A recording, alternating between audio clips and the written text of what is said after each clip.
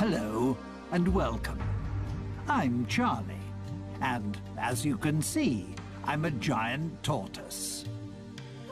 My home is a small but unique group of islands in the Pacific, 1,000 kilometers west of South America. People find the islands fascinating, but at the same time somewhat uncanny, sometimes even unreal, due to their volcanic origin, which you would think would make them uninhabitable. But in fact, they're teeming with life. The Galapagos Islands.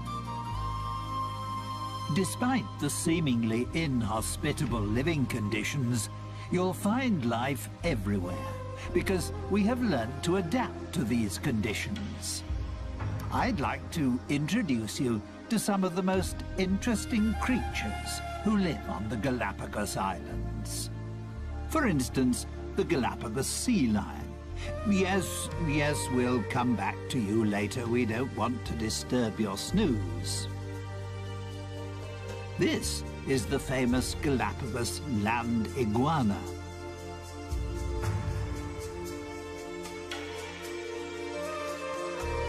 And here, its even more special relation, the marine iguana.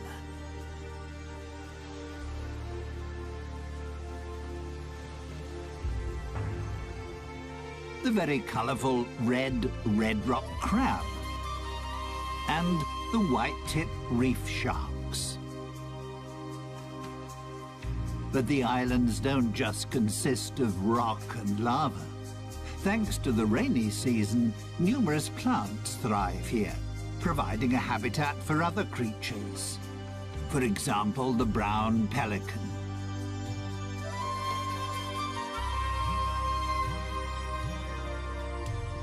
And even flamingos feel at home here.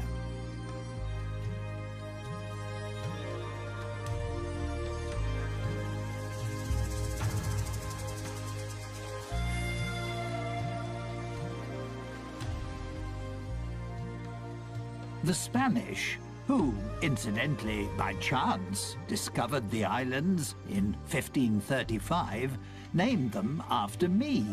Obviously because I impressed them so much. After all, I am a fine specimen. But first, let me tell you more about the remarkable reptiles on this group of islands. Here we see a prickly pear cacti growing in crevices in the lava. They provide food for the yellow land iguana.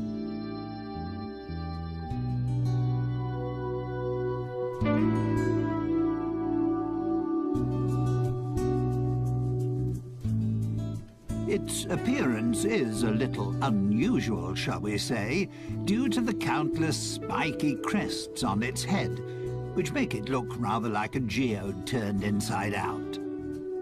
The fact that the female land iguana uses the hot volcanic sand to hatch the clutch of 3 to 12 eggs she has laid is the reason why land iguanas are mainly found on Fernandina. It's the most westerly and youngest island of the archipelago. It lies directly above the volcanic hotspot, which was responsible for the creation of the group of islands.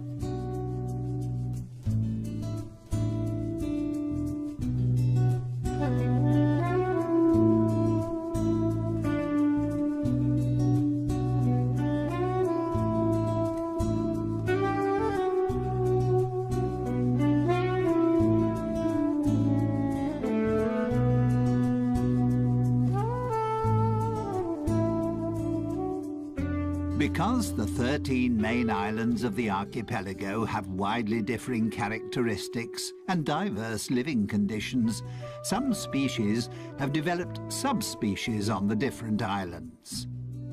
That's why, apart from the ordinary land iguana, you'll also find the Santa Fe iguana, which has an even stronger yellow coloring and a more spiky appearance. And then there's the Rosada iguana, which has a distinct pink shade.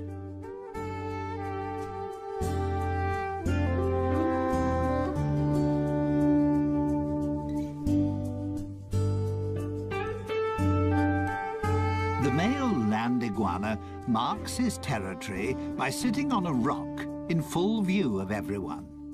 That's his way of guarding the hole he has dug with his partner for her to lay her eggs.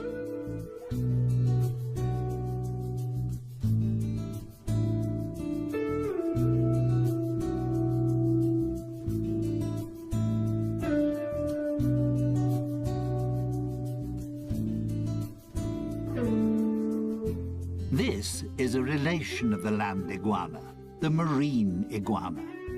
The marine iguana is only to be found on the Galapagos Islands and is the only extant marine iguana species. It prefers to live along the coastline because that's where it finds its food.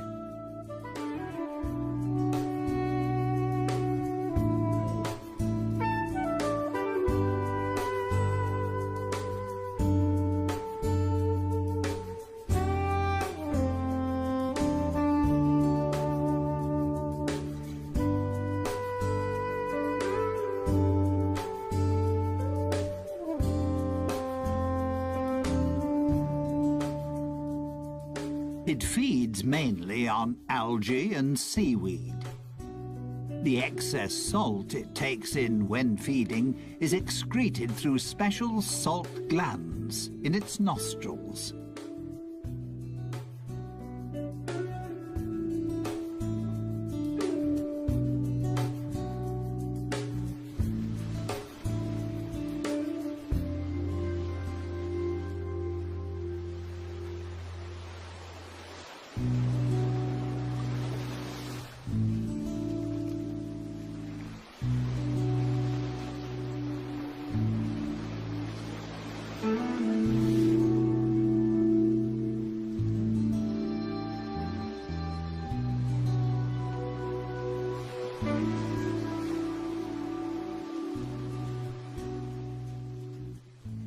Marine iguanas are cold-blooded creatures. That's why they can only stay in cold seawater for approximately 10 minutes. They are, however, outstanding swimmers and are able to dive to depths of up to 9 meters. Once they're out of the water, thanks to their dark skin, the sun quickly warms their bodies up again.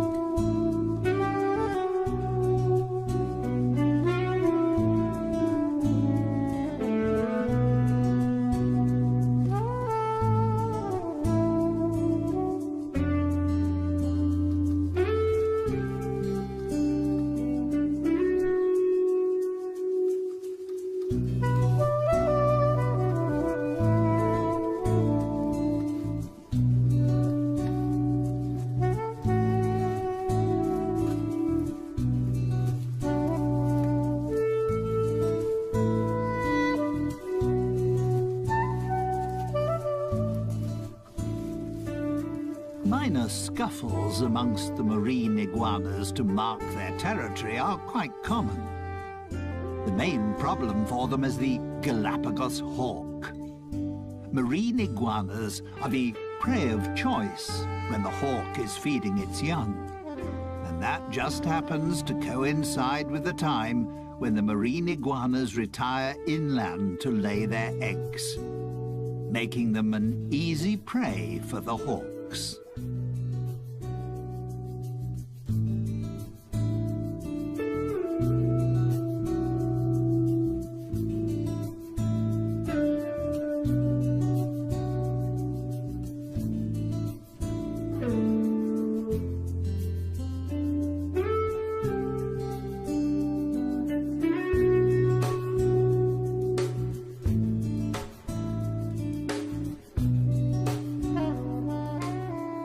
On the lava beach, the hawks have little chance of catching the iguanas, as they can easily camouflage themselves. Due to their grey skin and dragon-like appearance, they're hard to distinguish amongst the rocks.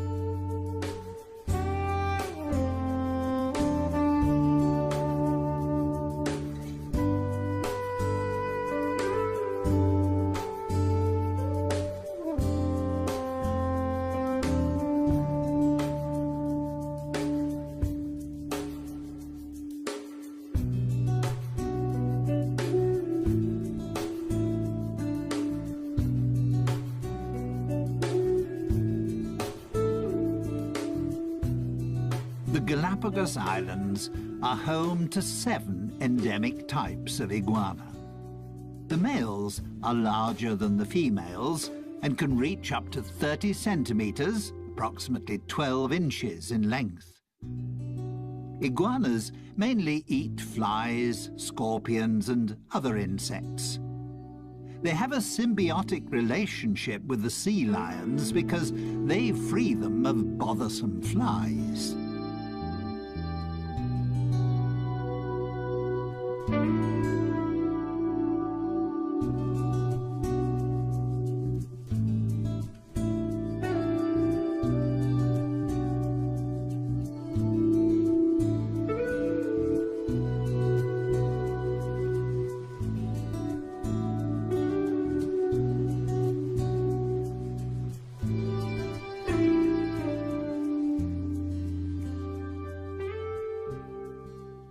That was all quite impressive, wasn't it? But you can find even more colourful creatures on the Galapagos Islands. These rugged cliffs, for instance, are the habitat of the red rock crab. This agile and inquisitive crab prefers to be in the surf, but doesn't like splashing water.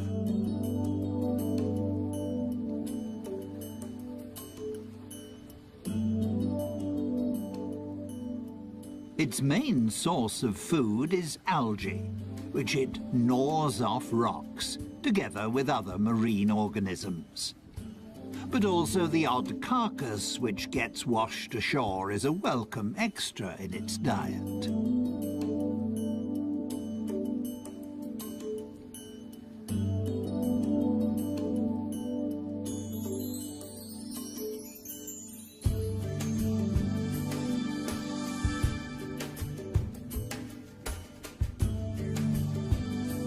The red rock crab is extremely agile and can move in any direction extremely quickly, which means it can easily escape an attack by seabirds and conceal itself between the rocky crags.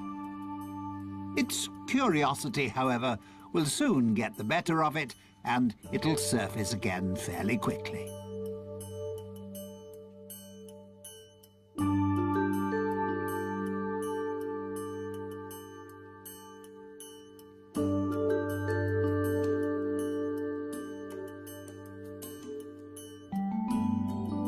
Young crabs have a black colouring, while more mature crabs have a brownish or reddish colouring.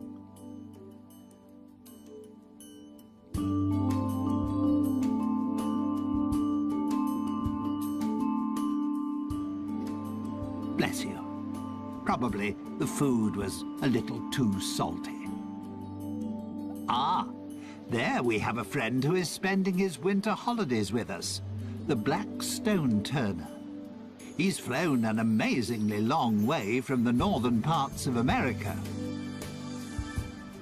The red rock crab doesn't cover such long distances, despite the fact that it's a fast mover, but it can jump.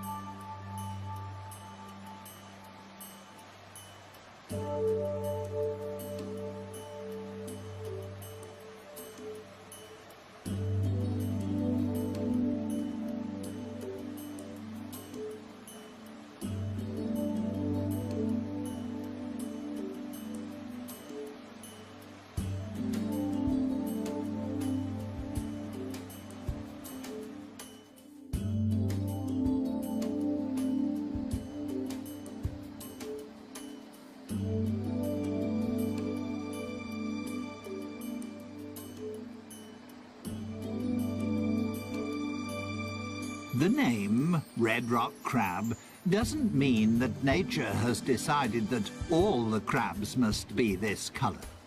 For instance, there are also yellow, pink and white examples. And this black one is perfectly camouflaged on the lava rocks.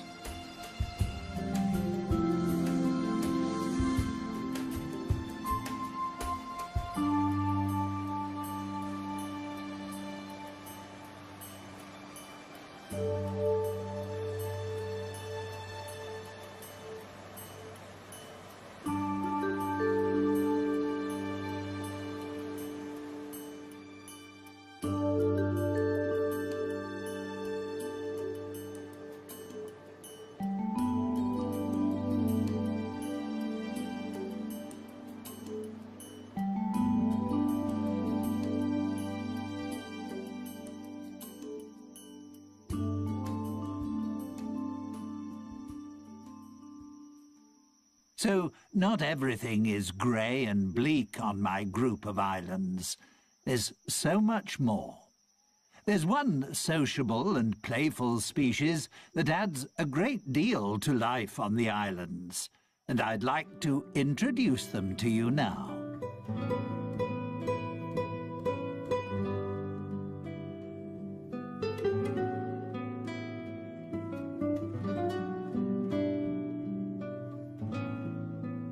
The Galapagos sea lions.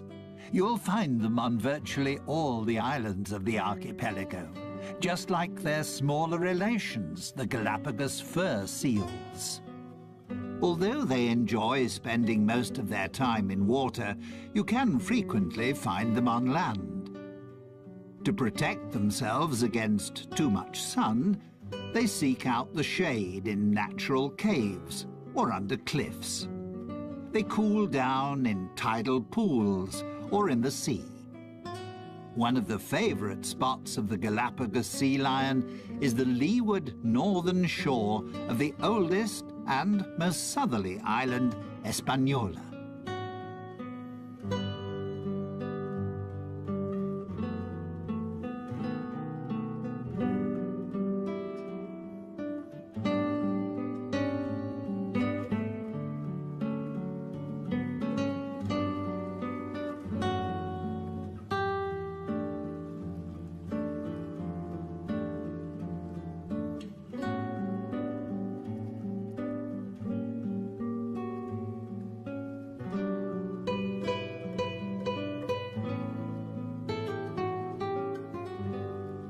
Here's a female with her pup.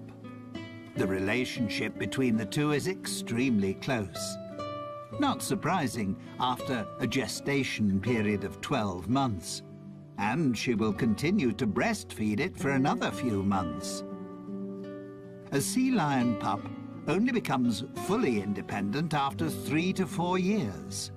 That's how long it takes for the females to reach sexual maturity.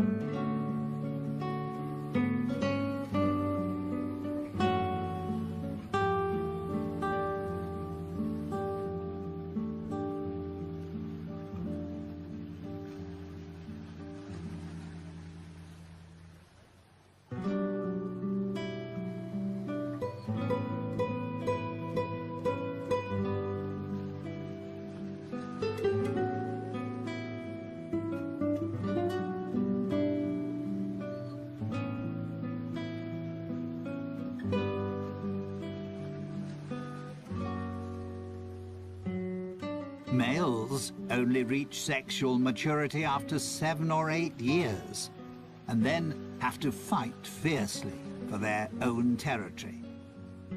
This also makes them more aggressive and short-tempered than the more playful females.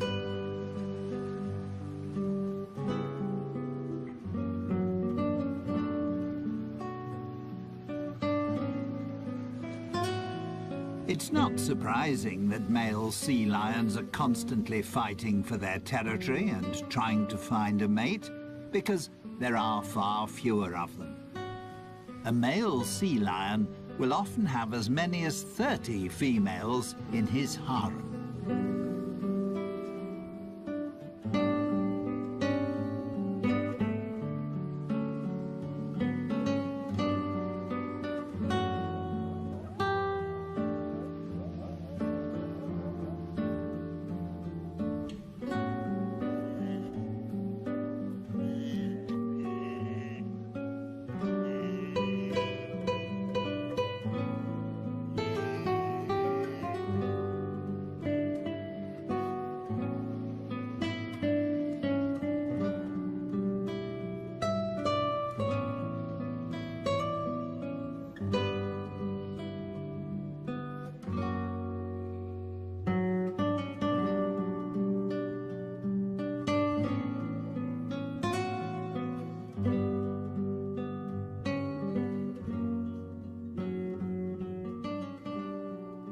Sea lions don't always have beautiful, dense, dark brown fur. Pups only lose their baby fur after about 4 months. Initially, they also can't swim. They learn to swim, together with other pups, in calm bays. Only when they can swim properly do they follow their mothers out to sea. The young animals play with one another, while their mothers hunt for fish. They won't hunt for food on their own until they're a couple of years old.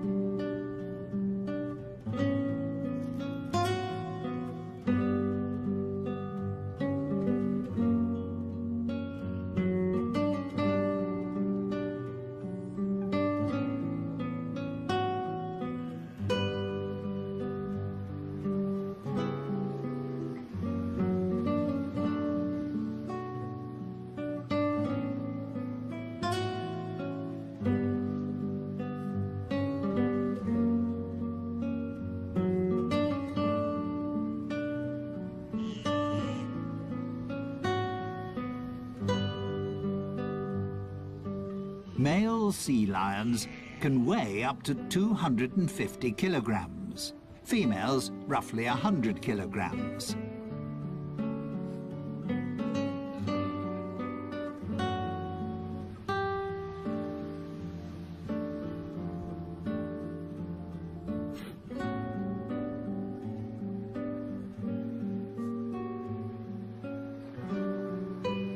There are between 20 and 50,000 of them on the Galapagos Islands. The reason for the huge difference in numbers is partly due to a weather phenomenon, El Niño. It occurs in irregular cycles and in different degrees of severity. The results, however, can occasionally be disastrous.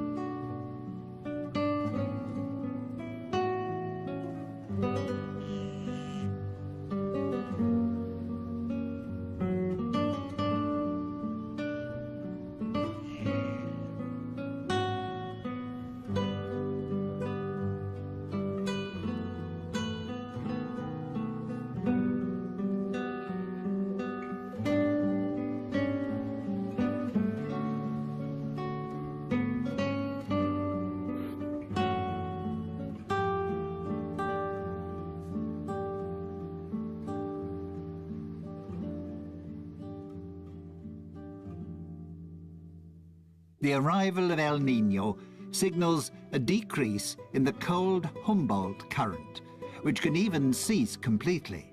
The temperature of the seawater rises, causing plankton and small fish to die. This disrupts the food chain, because seabirds and fish can't find sufficient food. Their only chance is to leave the area if they want to escape their sad fate. The situation can prove fatal for seals, as they no longer find any food, and many starve to death.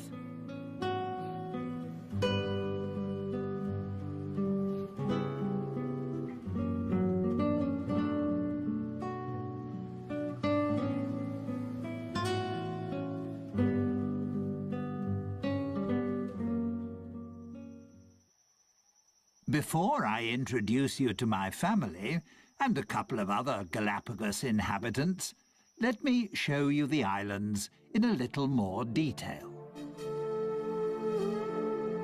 Life on the Galapagos Islands is not always easy. During the first half of the year, there are only 3 or 4 months at the most in which any rain falls, which is why there is a constant shortage of fresh water.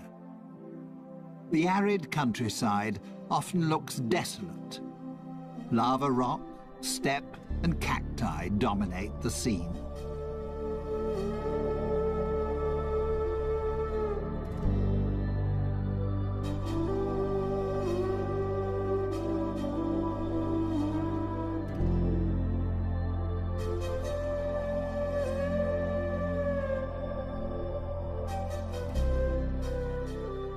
The Galapagos Islands are of volcanic origin. They're the tips of a huge range of volcanoes, a hotspot which is still active. 6 volcanoes erupt on a regular basis. The archipelago is the region with the world's greatest volcanic activity.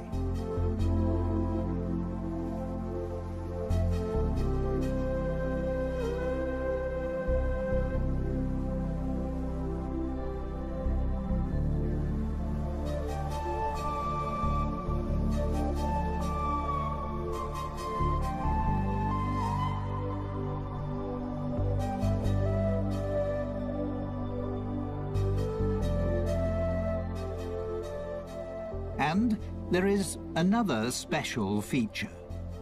The islands shift. They're located on a tectonic plate which covers a magma chamber. They move from west to east, as if on a conveyor belt. That's why Fernandina, in the west, is the youngest island, and Española, in the east, is the oldest.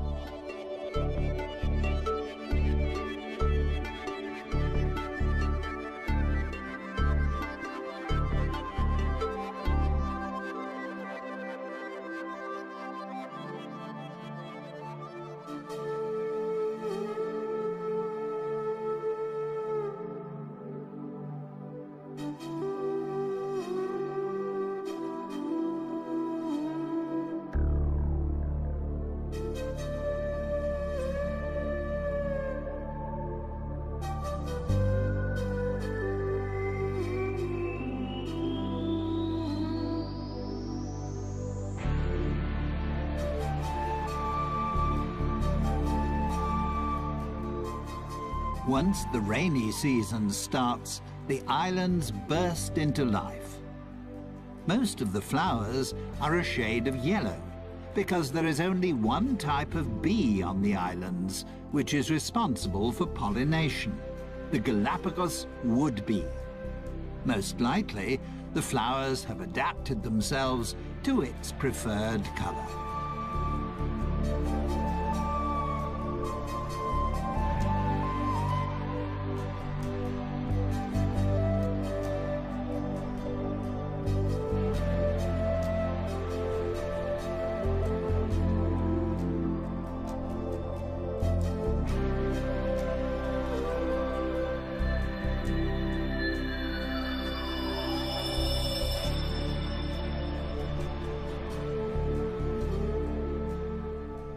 These are prickly pear cacti.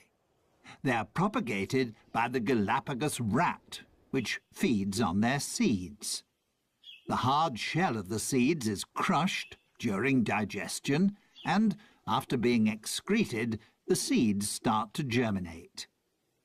These extremely hardy plants store nutrients that provide food for other creatures. The iguanas certainly have no fear of their thorns, and also for my fellow tortoises, they provide a welcome change to grass.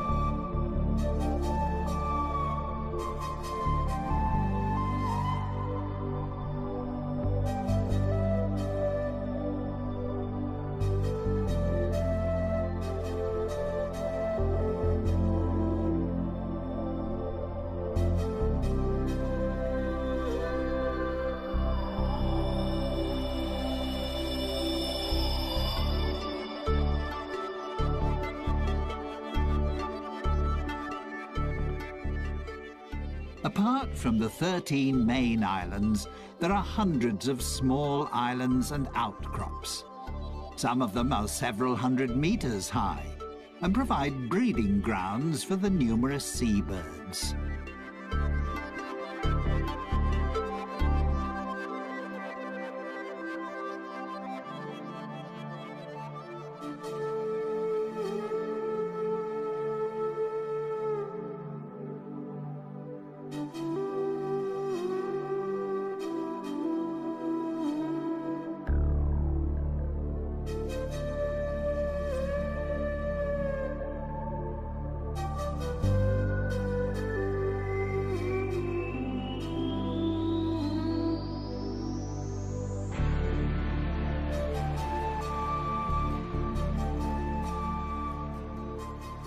The Galapagos Islands were made famous by Charles Darwin, who discovered certain aspects of life here that formed the basis for what was to become his theory of evolution.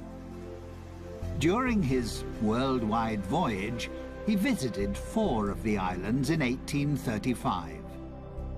He was fascinated by the diversity of life on the seemingly uninhabitable islands. He also found that there were tortoises on the island which had slight variations in the shape of their shells. He noted, too, that there were various types of mockingbirds on the different islands. The term adaptive radiation goes back to Darwin. It means that a species, which in itself is not highly specialized, can, by adapting itself to the ecological conditions around it, become a highly specialized species. That also involves using diverse, previously unused ecological niches. Or, to put it another way, my fellow species, and many other creatures, have adapted to the special conditions pertaining on the island on which they found themselves, and, in the process, mutated into a new species.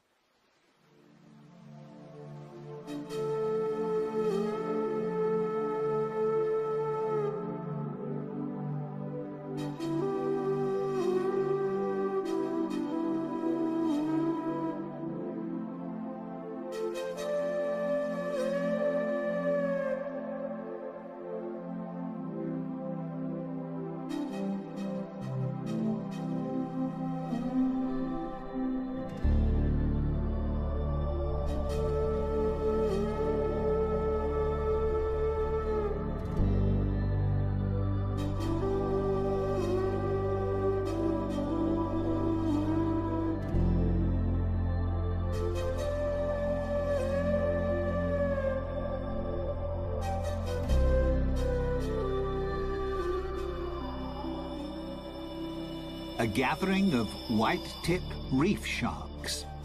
They can be recognized easily by their white-tipped dorsal fin and tail. At the moment, they're resting after hunting for fish, crustacea, and cephalopods. Come night time, they'll become active again.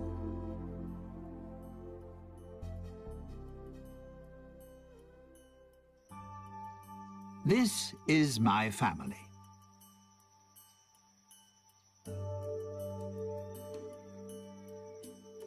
We giant tortoises are the largest of our fellow species living in the world today. We can weigh up to 300 kilograms and live for up to 150 years.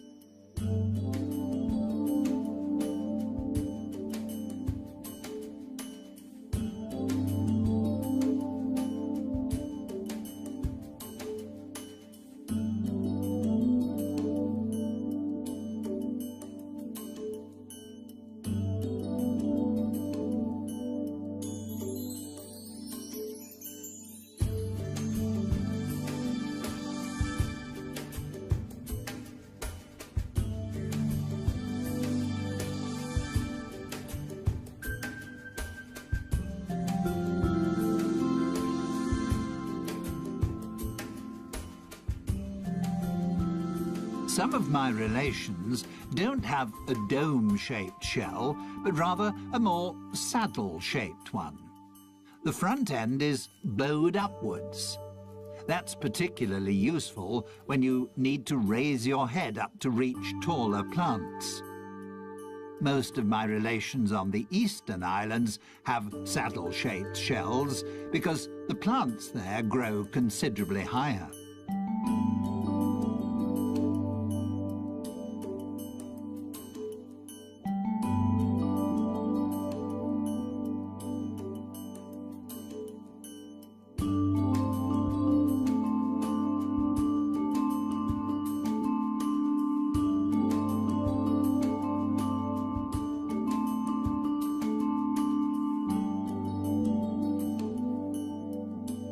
Like the iguanas, we giant tortoises have concluded a pact with the small birds that live on our island. Finches and woodpeckers feed on the parasites and ticks on our skin. To let them know that we need their services, we stretch out and lie quietly until the birds have pecked off all the insects. It keeps us clean and makes life a little more comfortable.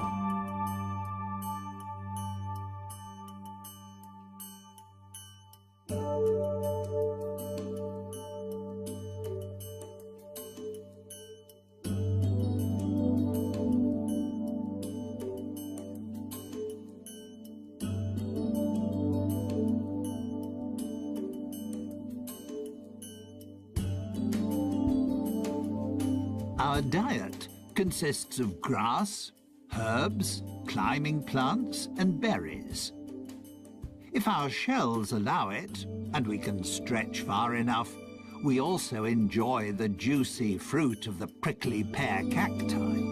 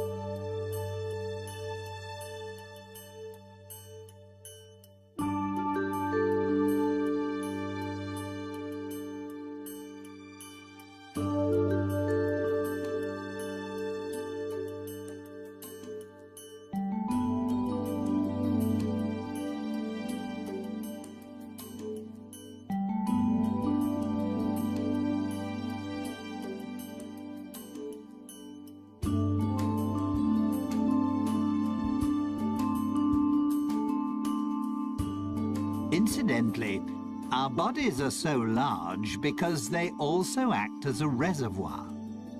We can store enough fat to last a year without food. And we can even manage without water for several months. We're very frugal. On this archipelago, that's sometimes an absolute necessity. With the possibility of a volcanic eruption at any time, or if El Niño returns, it's a good idea to have a little in reserve.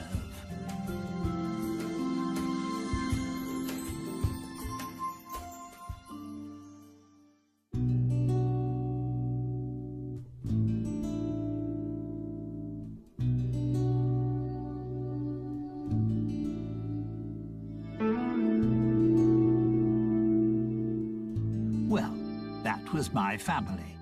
They're nice, aren't they? Finally, I'd like to introduce you to some feathered inhabitants of the islands. They're as colourful as they are talkative.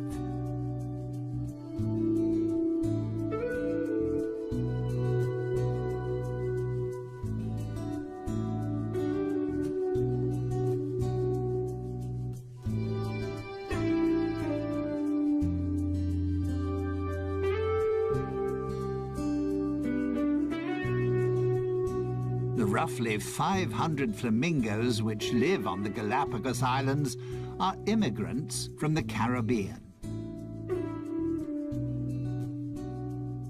You also wouldn't really expect to find ducks on the islands. But there are several thousand white-cheeked pintails here, and they feel just as at home as the flamingos.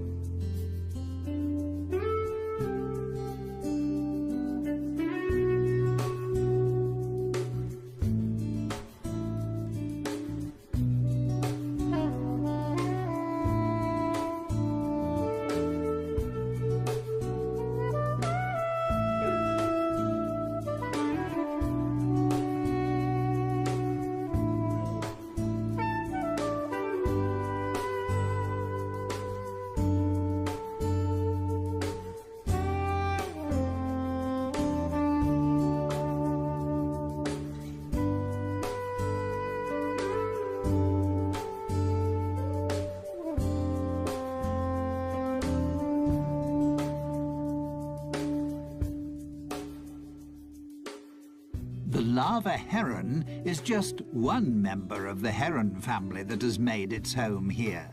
They feed off the plentiful supply of fish, just like the brown pelicans, one of which is just cleaning his plumage.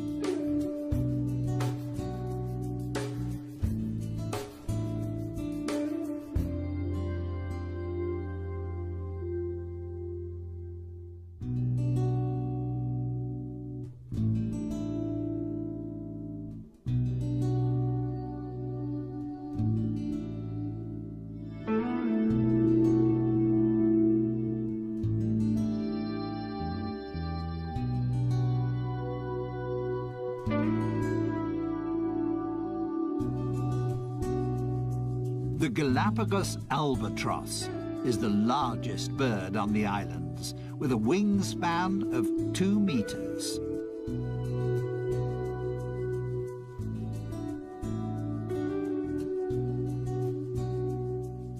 Some 12,000 couples breed on Hispaniola, virtually the whole world population.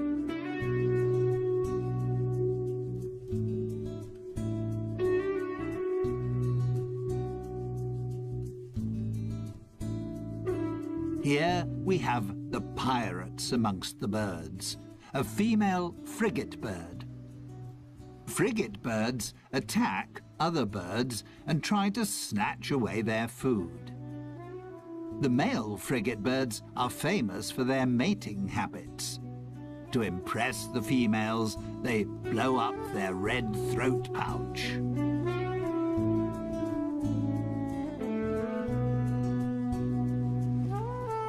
Someone else who appreciates the cold waters of the Humboldt and Cromwell currents is the Galapagos penguin. Due to various environmental influences, such as El Niño, as well as numerous natural enemies, like the sea lions and Galapagos hawk, they are now an endangered species.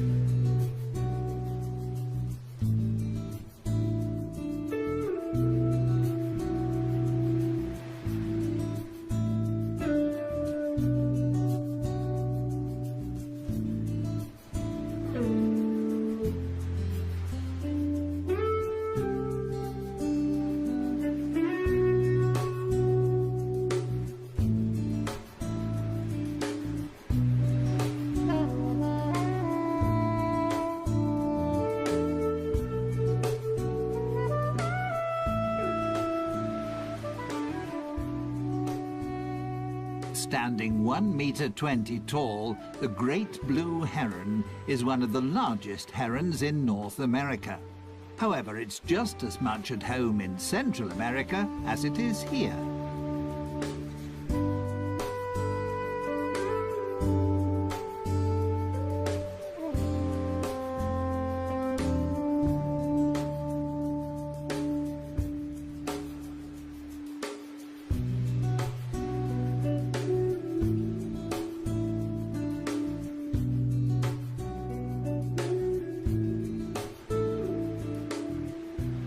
Stalking the beach, on the lookout for fishes, crabs or algae, is a dusky gull.